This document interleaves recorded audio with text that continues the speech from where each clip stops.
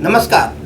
थाने के कासार वड़ावली में रहने वाले नीरज शर्मा व उनकी बहन आरती 29 मार्च 2021 होली के दिन नाला सुपारा में रहने वाली अपनी बहन के घर एक कार्यक्रम में शरीक होने के लिए आ रहे थे, किंतु चिंचवटी के नज़दीक मुंबई अहमदाबाद हाईवे पर एक अज्ञात वाहन ने जोरदार टक्कर मारकर उन दोनों को बेहद गंभीर रूप से घायल कर दिया। जब एम्बुलेंस के द्वारा उन्हें प्लेटिनम अस्पताल ले जाया गया, तब डॉक्टरों ने अपनी प्राथमिक जांच के बाद उन दोनों को मृत घोषित कर दिया। हालांकि वाली पुलिस स्टेशन अंतर्गत अज्ञात वाहन चालक के खिलाफ मामला दर्ज कर लिया गया है, किंतु मृतक भाई बहन के परिजनों के द्वारा पुलिस प्रशासन पर लगातार कई सवाल खड़े किए जा रहे हैं। घटना के लगभग 2 महीने हो चुके हैं, किंतु अब तक वाली पुलिस उस अज्ञात वाहन चालक का कोई सुराग नहीं लगा पाई है। वहीं मृतक भाई बहन के परिजनों के द्वारा वाली पुलिस प्रशासन की कार्यशैली पर लगातार कई सवाल खड़े किए जा रहे हैं। यही नहीं, बल्कि मृतक के परिजनों ने घटनास्थल पर पहुंचकर कई ऐसे तथ्य पेश किए जो पुलिस या जांच में सहयोगी साबित हो सकते हैं। देखिए आखिर क्या है मामला। दिन 29 मार्च, ये वो दिन था जब पूरे देश में रंगों का पर्व होली मनाई जा रही थी। वहीं होली की खुशी मनाने एक भाई बहन अपनी बड़ी बहन के यहाँ मोटरसाइकिल से ठाणे से नाला सुपारा जा रहे थे, परंतु उन्हें कहाँ पता था कि ये होली उनके लिए खूनी होली साबित होगी। मुंबई अहमदाबाद हाईवे पर कामन नाके से कुछ ही दूरी पर इन दोनों भाई बहनों की दुर्घटना में मौत हो जाती है। पूरी सड़क रक्त से लाल हो गई। अस्पताल पहुंचते ही डॉक्टरों ने उन्हें मृत घोषित कर दिया। मामले को लगभग 2 महीने हो गए हैं और मृतक के परिजन वाली पुलिस की जांच पड़ताल से कुछ खास सहमत नहीं है, जिसके चलते ये मृतक के परिजन जो अभी भी घटनास्थल की खाक छान रहे हैं, तथ्य को एक एक कर एकत्र करना और कड़ी से कड़ी जोड़ने का वो काम जो पुलिस को करना चाहिए था, वो आज मृतक के परिजनों को करना पड़ रहा है। क्या नाम है आपका? पंकज जयप्रकाश शर्मा। क्या हुआ था यहाँ पे? ये स्पॉट पे मेरे भाई और बहन का एक्सीडेंट हुआ था 29 मार्च को। लगभग 4 सवा 4 का टाइम था शाम का। एंड यहाँ से हमें प्लैटिनम हॉस्पिटल एक है रेंज ऑफिस के यहाँ पे, हॉस्पिटल से पता चला जब हॉस्पिटल में यहाँ पे एडमिट थे। और जब हम वहाँ पे पहुँचे तो लगभग 5 साढ़े 5 बजे का कुछ टाइम था। इन्फॉर्मेशन मिलने के बाद मुझे पापा का मेरे फ़ोन आया था कि एक माइनर सा एक्सीडेंट हो गया इनका वसी रोड पे। तो मुझे तो नॉर्मल सा एक्सीडेंट लगा, बट जब मैं बाइक पे मेरे फ्रेंड के साथ यहाँ पे आ रहा था तो मेरी बहन का भी मुझे फ़ोन आया रोते रोते कि भाई नीरज और आरती का, मेरे भाई बहन जो है उनका एक्सीडेंट हो गया है, तो हम हॉस्पिटल पहुंच रहे हैं, थोड़ा कुछ ज़्यादा सीरियस है, हॉस्पिटल जैसा पता चला है, आ जाना करके। और हॉस्पिटल जब मैं पहुंचा तो मुझे उसके आधे घंटे के बाद पता चला कि उनका डेथ हो गया है, कुछ मेजर इंजरीज थी। और उसके बाद जो भी प्रोसेस आगे बढ़ा है, जो भी चीज़ें हुई है पुलिस के एंड से, जो भी आगे प्रोसेस किया गया है, सारा चीज़ हमें मिसमैच लग रहा है। बिकॉज एफआईआर कॉपी में भी स्पॉट वगैरह गलत डाला गया है। ये घटनास्थल है जहाँ पे हम अभी खड़े हैं।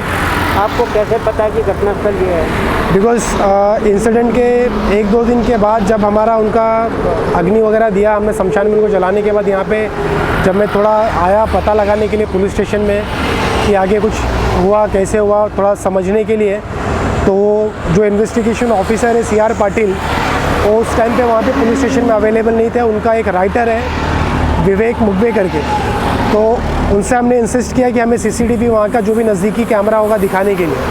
तो यहाँ पे आगे एक जय बजरंग ढाबा है, वो जय बजरंग ढाबा में हमें लेके गए और वहाँ पे एक कैमरा हाईवे पे लगा हुआ है, उसका सारा कंट्रोल वो ढाबे के अंदर है। वो ढाबे में हमें लेके जाके उन्होंने दिखाया। मैं तो उस मेंटल स्टेट में था नहीं कि मैं चीज़ों को देख के समझ पाऊँ। मेरे साथ में एक मेरा फ्रेंड था नीलेश करांडे, तो उसने जैसे तैसे देखा और उस टाइम पे हमने पुलिस वाले को रिक्वेस्ट भी किया था कि इसका CCTV फुटेज आप थोड़ा सा निकाल के रखिए, बाद में हम इसको देखेंगे, थोड़ा समझेंगे। अभी हम गांव जा रहे हैं बिकॉज हमारे हिंदू धर्म के हिसाब से जो हमें प्रोसेस है, रिचुअल्स है, वो करना है। और उसके बाद फिर हम घटनास्थल पे आए, यहाँ पे देखा कि हमने पूरा ब्लड क्लॉट वगैरह था, कांच के टुकड़े वगैरह सब गिरे थे। तो हम जो चीज़ों को समझ पा रहे थे यहाँ पे एक्सीडेंट हम एज्यूम कर रहे थे कि यहाँ पे हुआ था, बट उसी टाइम पे दो महानगर पालिका के लोग यहाँ पे गुजर रहे थे और उन्होंने यहाँ पे बाइक रोक के हमें बताया कि नहीं, बाइक का एक्सीडेंट इसी जगह पे हुआ था, एक लड़का लड़की का डेथ हुआ था। हमें पता चला, हम तो होली के दिन छुट्टी पे थे, बट काफ़ी लोगों से हमने पूछताछ किया तो उन्होंने भी यही बताया यही घटना स्थल है। बट पुलिस वालों के बताने के हिसाब से वो बोल रहे हैं कि इसके ऑपोजिट में एक्सीडेंट हुआ था, फिर यहाँ पे लाके बॉडी को रख दिया गया, फिर बाइक यहाँ पे नहीं गिरी थी, बाइक वहाँ पे गिरी थी। इन्वेस्टिगेशन सही तरीके से हुआ नहीं है और बहुत सारी चीज़ों को लेकर एक डाउट क्रिएट हो रहा है हमें कि जो सही तरीके से अगर पता लगाया जाता या इन्वेस्टिगेशन होता तो कुछ चीज़ें समझ में आती।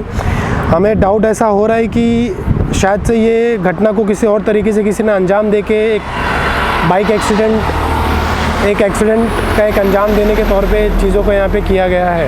इस घटना का पुलिस ने पंचनामा भी करवाया था, उसकी जानकारी आपको दी? नहीं सर, अभी वो चीज़ को लेके हम जो इन्वेस्टिगेशन ऑफिसर है उससे हम फॉलोअप करने की कोशिश कर रहे हैं कि एटलीस्ट जो एम्बुलेंस वाला था उसका आपने स्टेटमेंट लिया या बाकी और कोई पंचनामा आपको किसी ने दिया, कहीं से पता चला, बट अभी हमें कोई सही तरीके से चीज़ें बताया नहीं जा रहा है। इनफैक्ट ये इंसिडेंट के बाद जो इन्वेस्टिगेशन ऑफिसर है वो छुट्टी पे हैं, ये बोल के कि उन्हें कोविड हो गया है और लगभग इस चीज़ को 27-28 डेज़ हो चुका है।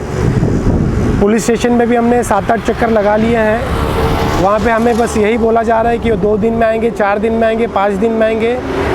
इस चीज़ को बस टाला जा रहा है, बट लेकिन अभी तक CR पाटिल जी से हम खुद जो कोऑर्डिनेट कर रहे हैं, कभी फ़ोन उठाते हैं, रेस्पॉन्स करते हैं, नहीं करते हैं, कभी बोलते हैं कि हमारा जब तक फिटनेस सर्टिफिकेट आएगा नहीं तब तक हम रिज्यूम कर नहीं सकते हैं। बट ये चीज़ को भी लेके 10 दिन पहले ये कम्युनिकेशन दिया गया था, आज वापस हम उनसे बात किए हैं तो आज भी हमने वही बोला है कि फिटनेस सर्टिफिकेट मुझे मिला नहीं है, जब तक मिलेगा नहीं मैं आऊँगा नहीं। जो चीज़ें हमें समझ में आ रही, जो तरीके से चीज़ों को टाला जा रहा है, उससे बहुत सारी चीज़ों को लेकर डाउट क्रिएट हो रहा है। हम चाहते हैं कि इन्वेस्टिगेशन सही तरीके से हो, ठीक तरीके से हो।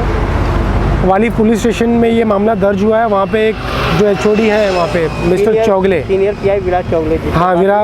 विलास चौगले जी से भी एक बार जब हमारा बात हुआ था तो सही तरीके से उनसे भी हम रिस्पॉन्स एक्सपेक्ट कर रहे थे, बट मिला नहीं। बट दूसरी बार जब वापस हमारा वहाँ पे जाना हुआ तो उन्होंने भी राइटर जो थे CR पाटिल के, विवेक मुगवे, उनको बोला कि भी थोड़ा डांट फटकार लगाया था कि इन्वेस्टिगेशन सही तरीके से करो, कोऑर्डिनेट करो, कोऑपरेट करो, जो भी इनको सपोर्ट चाहिए। CCTV फुटेज को लेके हमने रिक्वेस्ट किया था, बट बोले कि CCTV का 1 महीने का रिकॉर्डिंग होता है, आप लोग लेट हो गए हो। मेरा बोलना ये है कि कोई भी यहाँ पे बीच में 2-3 अप्रैल को एक चोरी हुआ था, 2-3 पुलिस के यूनिट आके CCTV का रिकॉर्डिंग लेके गई, हमने होटल वाले से बात किया था। यहाँ पे मेरे भाई और बहन का डेथ हो गया, तो एटलीस्ट एक CCTV के एविडेंस के तौर पे फुटेज निकाल के उनको रखना चाहिए था। बिकॉज होली के दिन अगर ये स्पॉट पे ज़्यादा गाड़ियाँ भी आई गई नहीं होगी, पुलिस कम से कम उनको इन्वेस्टिगेट कर सकती थी, वेरीफाई कर सकती थी, बट कोई भी एविडेंस के तौर पे कोई भी चीज़ हमें ऐसा बताया नहीं गया, ना हम जो पूछ रहे हैं ना उनको विजिबल किया जा रहा हमारे सामने। तो मोबाइल गया था, मोबाइल मिला? जी हाँ, मेरे छोटे भाई का मोबाइल भी ये घटनास्थल से चोरी हो चुका है। अभी हमें तो यही पता चला, मिला नहीं है। पुलिस वालों को हमने बोला भी है सर्विलेंस पे डालने के लिए, उन्होंने हमें खुद बोला कि ठीक है हम सर्विलेंस पे डालते हैं। हमने उनसे रिक्वेस्ट भी किया था कि लास्ट लोकेशन एटलीस्ट फ़ोन का जो होगा आप बता दीजिए, उससे एटलीस्ट पता तो चल जाएगी कि मोबाइल का लास्ट लोकेशन कहाँ पे है, क्या है। बट अभी तक उसके लिए भी हम कोऑपरेट, मुखबे जी को आज भी हमने दिन में 2 बार 4-5 बार कॉल लगाया, बट हमारा फ़ोन उठा नहीं रहा, इग्नोर किया जा रहा है हमारे कॉल।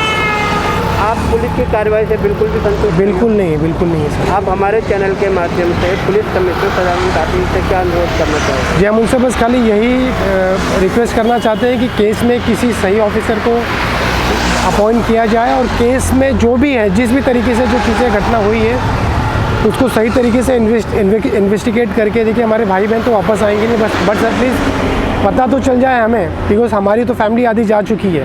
मेरे छोटे भाई बहन थे जिन्होंने अपने लाइफ स्टार्ट भी नहीं किया था, करियर के बस एक स्टार्टिंग पॉइंट पे पहुंचे हुए थे।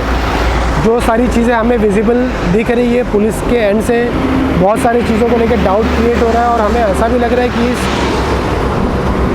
घटना को किसी ने मर्डर करके एक्सीडेंट का अंजाम भी दे दिया हो। ये भी हमने पुलिस वालों से डिस्कस किया था, उन्होंने बोला कि नहीं हम भी समझ रहे हैं, हमने भी 302 के तहत मामला दर्ज किया है और हम भी इन्वेस्टिगेट। आप क्या अंदेशा जता रहे हो आप? जी हम ये जता रहे हैं कि जैसे कि होली का दिन था, कोई यहाँ से ट्रेस पास कर रहा होगा रॉन्ग वे से, कोई पी पा के मेरी बहन के साथ में हमें ऐसा लग रहा है कि छेड़खानी किया होगा। मेरी भाई ने बहसबाजी में कुछ उनको मार मूर दिया हो, गाड़ी को रोड पे डाल दिया हो, थोड़ा ट्रक वगैरह से टकरा गई हो। क्योंकि बहन का जो मेरा हालत था वो ऐसा हालत हुआ था कि जैसे कि उनका आधा चेहरा 1 इंच दब गया था, कि उनको मार के रोड पे डाल दिया हो या गाड़ी के हाथ तेज़ गति के सामने धक्का दे दिया हो, गाड़ी से टकरा गए हो। भाई का हाथ एक मेरा जिस तरीके से कपड़े को धो के निचोड़ते हैं, एक हाथ उस तरीके से पूरा फ्रीज़ हो गया था। तो जैसे कि अंजाम देने को किसी ने मार मुड़ के धक्का दे दिया हो, गाड़ी के नीचे आ गए हो। बहुत सारी चीज़ें हो सकती है अगर क्राइम के हिसाब से देखा जाए तो। बट इसमें मेरा रिक्वेस्ट यही था पुलिस वालों से कि एक CCTV जो आगे यहाँ पे है उसको एटलीस्ट डेटा वो बोल रहे हैं कि डिलीट हो चुका है, उसको रिट्रीव करके एटलीस्ट होली के दिन ज़्यादा गाड़ियाँ यहाँ से नहीं गई होंगी। उस दिन लॉकडाउन घोषित हुआ था स्ट्रिक्ट वाला, तो एटलीस्ट जो भी चीज़ें हुई होंगी उस कैमरे में 25-50 गाड़ियाँ जो भी गई होंगी उसको पता लगा के इन्वेस्टिगेट करके पता तो लगा सके कि किस तरीके से हुआ, क्या हुआ है। पुलिस वालों से हमने जब ऑफलाइन बात करने की कोशिश की, फ़ोन पे मेरे दोस्तों को कॉल गया, कुछ उनको डॉक्यूमेंट्स पे सिग्नेचर वगैरह चाहिए था, तो तरह तरह के रूमर्स फैला रहे हैं कि ये सब चीज़ें हम कर रहे हैं पैसे के लिए कर रहे हैं। अरे कितना पैसा दे देगी हमें सरकार या पुलिस या इंश्योरेंस या कहीं से कोई चीज़ आ जाएगा? 25-50 लाख में मेरे भाई बहन तो आ नहीं जाएंगे। हम उनसे स्टार्ट से यही कह रहे हैं कि एटलीस्ट जो भी है एक एविडेंस के तौर पे हमें पता तो चल जाए, संतुष्टि तो हो। आगे एक कैमरा लगा हुआ है, 3-4 दिन पहले हमें बता रहे हैं कि कैमरा नेशनल हाईवे पे ख़राब हो जाता है। अगर उन्हें पता है कि ये एक्सीडेंट प्रोन एरिया है तो ये सरकार की जिम्मेदारी बनती है कि कैमरे को तत्काल ठीक किया जाए। बिकॉज ये नेशनल चीज़ों में आता है कि आज मेरे भाई बहन के साथ हुआ है, उस घटनास्थल पे 2-3 दिन में और किसी के साथ में कोई घटना हो जाए, कोई चीज़ हो जाए, तो उस चीज़ को एक एविडेंस के तौर पे हम कैसे रिप्रेजेंट कर सकते हैं? अब सवाल उठता है कि पुलिस सिर्फ इस दुर्घटना के प्रति गंभीर नहीं है या फिर इस क्षेत्र में होने वाले सभी दुर्घटनाओं के मामले की जांच में वालियो पुलिस का ऐसा ही रवैया रहता है। वसई से क्राइम रिपोर्टर्स टीवी न्यूज़ की एक रिपोर्ट।